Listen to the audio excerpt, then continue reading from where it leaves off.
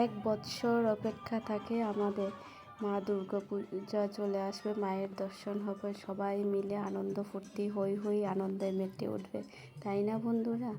আর সবাই আড্ডা দেব, দেখা হবে। আর এদিকে সকালবেলা আমরা 6টা সাড়ে 6টার সময় বেরিয়ে পড়েছিলাম। তোমাদেরকে তো আগের ব্লগে বলেই দিয়েছিলাম, ছোট্ট একটা মিনি ব্লগে।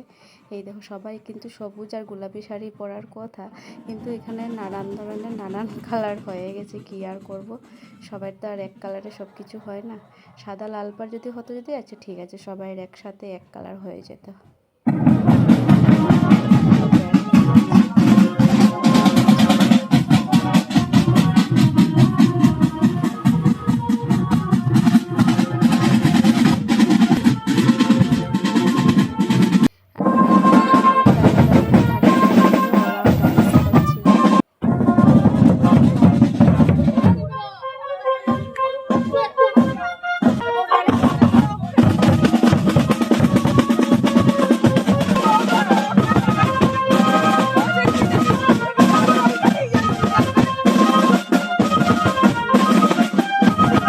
ঢাকিটা কিন্তু দারুণ ঢাক বাজাচ্ছিল, আর তার সাথে সাথে সবাই ডান্স করছে। এখানে বহুত আনন্দ ফুর্তি হয়েছে।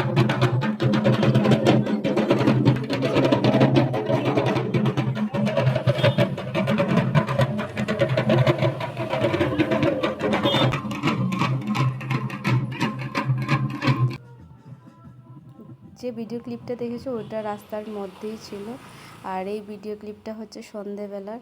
এখানে ষষ্ঠী পুজো হবে, সব কিছু আয়োজন করা হচ্ছে, আর আমরা সবাই বসে আছিলাম। আমরা আর বেরোই নাই কোথাও এই ষষ্ঠী পুজোর সময়।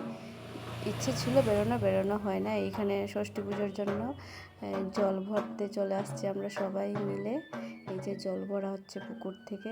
ভাবলাম ছোট্ট ক্লিপ করে রাখি, এইগুলো ক্যামেরা বন্দি থাকলো, তোমরাও সবাই দেখতে পারলে, আর এটা স্মৃতি হিসাবেও থেকে যায়, তাই না বন্ধুরা? এখন কত সুযোগ বেরিয়ে গেছে, আগে এইসব ছিল না আমাদের, তাই না?